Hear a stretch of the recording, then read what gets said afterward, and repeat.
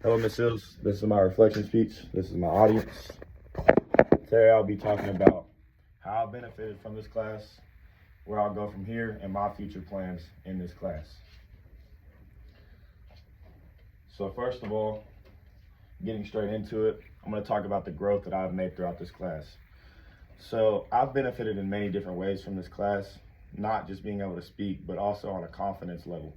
So many a times when I've been speaking to people, I have no confidence instilled in me. I'm swaying, I'm moving my hands a bunch, I'm talking fast. These are many different factors that a lot of people deal with as well, not just me. So I think honestly this class has really benefited me going into that route and being able to discuss with people, being able to be on video and talk into my phone, just knowing people are watching, replying, all that.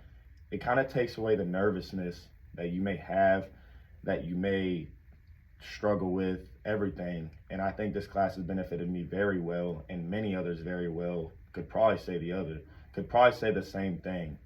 So I think this class has benefited us a lot, and it will in future job scenarios, job interviews, anything. It'll benefit a lot, and I bet a bunch of us can already see it. So key point two, some of the benefits, I just went over them. Obviously the confidence level, but not just confidence, the mental aspect of things. Man, I know a bunch of people, and it stems from confidence, that have trouble speaking, and it's just, it kind of hurts them, honestly, because if you can't talk individually to someone, someone can maybe feel some type of way if you can't talk to them right, or just something along the lines of that. And I mean, that can hurt relationships and many other things. And many people don't even think about that. Being able to talk is one of the greatest things you can do. Like being able to portray your emotions, how you feel, is one of the greatest things you can do. And I think a lot of people take that for granted. And this class has helped me tremendously in that aspect as well. And that's an aspect that's not even discussed further into detail at all. And it's just a sleeper aspect that a lot of people do not talk about, and it's helped me tremendously, and I feel a lot of people can say the same thing. So where I'll go from here, my future plans for college after this semester, because I am a senior in high school, I am taking concurrent classes. Like I said in my introduction, I'm in biomed. What I will do is from here, I have enrolled into OU, and I will be admitted. So I will go to OU for biology, and then after I get my bachelor's, I will go into the pre-med program at OU, which is a pretty big program. So a lot of weight on my shoulders, but I'll go into pre-med, I'll get my doctorate, and I'll graduate from OU, and then I'll go into my future. And that brings up my key point forward, like the life after college. So I'm not really sure yet what I want to be. I've searched into radiologists and physicians, and those have intrigued me a lot. But I know a bunch of doctors that I've talked to that have said that they don't know truly what they want to be until a couple of years into med school. And I mean, they said that's just fine.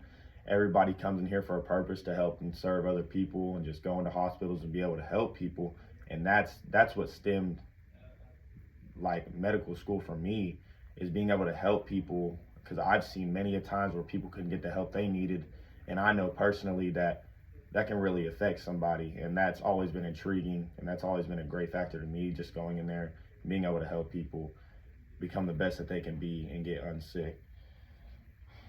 So obviously with med school there will be obstacles. Some of the obstacles when you think of med school is obviously the schooling years.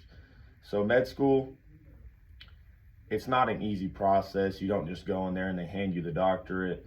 No, med school is hard, and a lot of people don't take that into accountability, that you're going in there for another 10 years plus, depending on the credit hours and stuff, but we'll take that all away. 10 years for more schooling that you've already been through. That's a lot of mental toll on you to do 10 more years of schooling. And personally, I know a bunch of people that are like, hey, college is a waste of time, blah, blah, blah.